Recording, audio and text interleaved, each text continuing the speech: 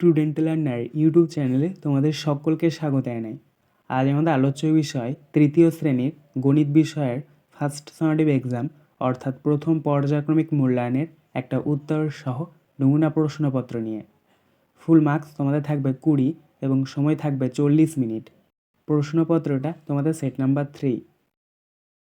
সরাসরি স্ক্রিনে তোমরা উত্তর সহ নমুনা প্রশ্নপত্রটা দেখতে পাচ্ছ। 1. সঠিক উত্তরের মাথায় টিক চিহ্ন দাও। হাফগণিত 4 = 2। ক. কাকা 12টি লিচু 2 জনকে সমানভাবে ভাগ করে দিলেন, প্রত্যেকে লিচু পাবেন 10, 6 না 8টি করে। সঠিক উত্তর হবে 6, কারণ 12কে যদি আমরা 2 দিয়ে ভাগ করি তাহলে 6 পাচ্ছি। খয়েরটা দেখো, 3 অঙ্কের সবচেয়ে বড় সংখ্যাটি হলো 899, 999 না 199। সঠিক উত্তর হবে 999। গ. ত্রিভুজের বাহু সংখ্যা 4টি, 2টি না 3টি। সঠিক উত্তর হবে 3টি। ঘ. আকাশ 2টি গন্ধরাজ লেবু আর 1টি বেল কিনল। একটি লেবুর দাম 4 টাকা ও একটি বেলের দাম 7 টাকা হলে আকাশকে দিতে হবে 11, 22 না 15 টাকা। দেখো, একটি লেবুর দাম 4 টাকা, তাহলে 2টি লেবুর দাম হচ্ছে 8 টাকা, আর একটি বেলের দাম 7 টাকা, তাহলে 8 আর 7 যোগ করলে কত হচ্ছে 15 টাকা। তাই সঠিক উত্তর হবে 15 টাকা। 2. বাম দিকের সাথে ডান দিক দাগ দিয়ে মেলাও। 1 × 4 = 4, অর্থাৎ বাম দিকের সাথে ডান দিক তোমাদেরকে মিল করাতে হবে। দেখো, প্রথম রয়েছে বাম দিকের ক 4, 4, 9 অর্থাৎ 449। তো এটা মিলবে ডান দিকের 404.9 এর সাথে। খয়েরটা দেখো 6, 6, 6 অর্থাৎ 666। এটা মিলবে ডান দিকের 606.6 এর সাথে। গয়েরটা দেখো 7, 8, 8 অর্থাৎ 788।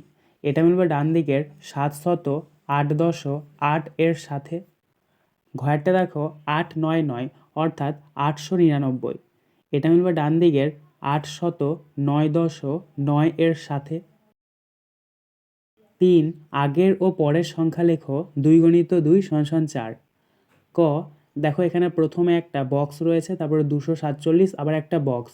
তাহলে 247-এর আগের সংখ্যা ও পরের সংখ্যা লিখতে হবে। 247-এর আগের সংখ্যা হচ্ছে 246, তাই প্রথম বক্সে আমরা 246 লিখব। আর 247-এর পরের সংখ্যা হচ্ছে 248, তাই দ্বিতীয় বক্সে আমরা 248 লিখব।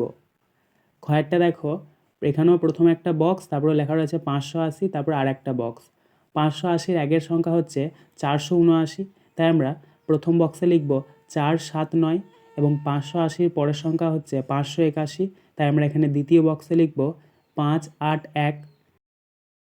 4. স্থানীয় মান অনুসারে বিস্তৃত করে লেখো। 1.5 × 2 = 3। ক. 423। দেখো, 423টাকে আমাদেরকে কী করতে হবে, স্থানীয় মান করে লিখতে হবে। তাহলে প্রথমে আমরা লিখব 4। দেখো, 4-এর পরে দুটো সংখ্যা আছে, তো দুটো শূন্য, তাহলে 400। দ্বিতীয়ত আমরা লিখব 2, তারপরে 2-এর পরে একটা সংখ্যা আছে, তাহলে একটা শূন্য, তাহলে 20। এবং সবশেষে লিখব 3, এবং 3-এর পরে কোনো সংখ্যা নেই, তাই শুধু 3ই হবে। খয়েরটা দেখো 752, তাহলে এক্ষেত্রে আমরা প্রথমে লিখব 7, এবং 7-এর পরে দুটো সংখ্যা আছে, তাই দুটো শূন্য, তাহলে এটা হচ্ছে 700। তারপর আমি লিখব 5, 5-এর পরে দেখো একটা সংখ্যা আছে, তাহলে একটা শূন্য, অর্থাৎ 50। এবং সবশেষে আমরা লিখব 2, 2-এর পরে কোনো সংখ্যা নেই, তাই কোনো শূন্যও বসবে না। 5. ফাঁকা ঘরে গ্রেটার দ্যান বা লেস দ্যান চিহ্ন বসাও। হাফগণিত 2 = 1, অর্থাৎ এখানে তোমাদেরকে গ্রেটার দ্যান অথবা লেস দ্যান চিহ্ন বসাতে হবে। যদি বড় থেকে ছোট সংখ্যা হয় তাহলে গ্রেটার দ্যান চিহ্ন বসে, এবং ছোট থেকে বড় হলে লেস দ্যান চিহ্ন বসে। দেখো, প্রথম রয়েছে কয়েকটা 235, তারপর একটা বক্স, তারপরে 435। এখানে 235টা ছোট এবং 435টা বড়, ছোট থেকে বড় রয়েছে, তাই আমরা বক্সের মধ্যে লেস দ্যান চিহ্ন বসাবো। খয়েরটা দেখো 387, তারপর একটা বক্স, তারপরে 378। এখানে 387টা বড় এবং 378টা ছোট, এক্ষেত্রে বড় থেকে ছোট রয়েছে, তাই আমরা বক্সের মধ্যে গ্রেটার দ্যান চিহ্ন বসাবো। 6. নিচের সমস্যাগুলির সমাধান করো। 2 × 3 = 6। ক.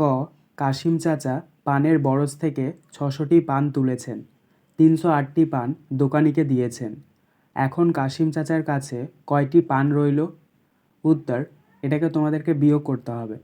প্রথমে তোমরা লিখবে 600, তার নিচে লিখবে 308, নিচে একটা দাগ দেবে, বিয়োগ চিহ্ন দেবে, বিয়োগ করে নেবে। ডান দিক থেকে বিয়োগ করবে। দেখো ডান দিকের ওপরে রয়েছে 0 আর নিচে রয়েছে 8। 0 থেকে তো আর 8 বাদ দেওয়া যায় না, এক্ষেত্রে আমাদেরকে 10 ধরতে হবে। 10 থেকে 8 বিয়োগ করলে কত হচ্ছে 2, তাহলে নিচে 2 বসাও। এবার এখানে যেহেতু আমরা 10 ধরেছি, তাহলে পাশে যে সংখ্যাটা আছে সেটাকে এক ঘর কমাতে হবে। পাশে রয়েছে 0, তো 0 অর্থাৎ 10, 10কে যদি আমরা এক ঘর কমিয়ে দিই তাহলে হচ্ছে 9, তাহলে 9 থেকে 0 বিয়োগ করলে 9, তাহলে নিচে 9 বসাও। এবার এক্ষেত্রেও যেহেতু আমরা 10 ধরেছি, তাহলে পাশে যে সংখ্যাটা আছে সেটাকে এক ঘর কমাতে হবে। পাশে রয়েছে 6, 6কে এক ঘর কমিয়ে দিলে হচ্ছে 5, তাহলে 5, 5 থেকে 3 বিয়োগ করলে কত হচ্ছে 2, তাহলে নিচে 2 বসাও। আমাদের এখানে বিয়োগফলটা বেরোলো 292। অতএব দিনের উত্তরটা লিখে নেব, এখন কাশিম চাচার কাছে 292টি পান রইল। খ, তোমার বাবা দোকানে গিয়ে 2টি শাড়ি কিনলেন, প্রত্যেক শাড়ির দাম 275 টাকা হলে তোমার বাবা মোট কত টাকার শাড়ি কিনলেন? উত্তর, এটাকে তোমাদেরকে গুণ করতে হবে। তো প্রথমে তোমরা লিখবে 275, তার নিচে লিখবে 2, নিচে একটা দাগ দেবে, গুণ চিহ্ন দেবে, গুণ করে নেবে। প্রথমে 2-এর সাথে 5-এর গুণ করবে, 2 5-এ 10, 10-এর 0, হাতে 1 নেবে। তারপরে 2-এর সাথে 7-এর, 2 7-এ 14, 14 আর 1 যোগ করলে 15, 15 5 লিখবে, হাতে 1 নেবে। আবার 2-এর সাথে 2-এর, 2 2-এ 4 আর হাতের 1 যোগ করলে 5, তাহলে নিচে 5 বসাবে। এক্ষেত্রে আমাদের গুণফলটা বেরোলো 550। অতএব দিনের উত্তরটা লিখে নেব, বাবা মোট 550 টাকার শাড়ি কিনলেন। গ, দীঘার সমুদ্রে 100 কেজি মাছ উঠেছে। মাছগুলিকে 2টি বাক্সে সমান ভাগে ভাগ করে রাখলে প্রত্যেক বাক্সে কত কেজি করে মাছ রাখা যাবে? উত্তর, এটাকে তোমাদেরকে ভাগ করতে হবে। প্রথমে তোমরা ভাগের একটা বক্স করে নেবে, মাঝখানে লিখবে 100, বাঁ দিকে লিখবে 2। প্রথমে তোমরা নিয়ে যাবে 2 5-এ 10, ওপরে 5, 10-এর নিচে 10 লিখবে, নিচে একটা দাগ দেবে, বিয়োগ চিহ্ন দেবে, বিয়োগ করে নেবে। 0 আছে, 0টা নামিয়ে নেবে। তারপরে তোমরা নিয়ে যাবে 2 0 0, নিচে একটা দাগ দেবে, বিয়োগ চিহ্ন দেবে, গুণ চিহ্ন দিয়ে দেবে। তাহলে দেখো ভাগটা মিলে গেল। অতএব আমরা উত্তরটা লিখে নেব, প্রত্যেক বাক্সে 50 কেজি করে মাছ রাখা যাবে।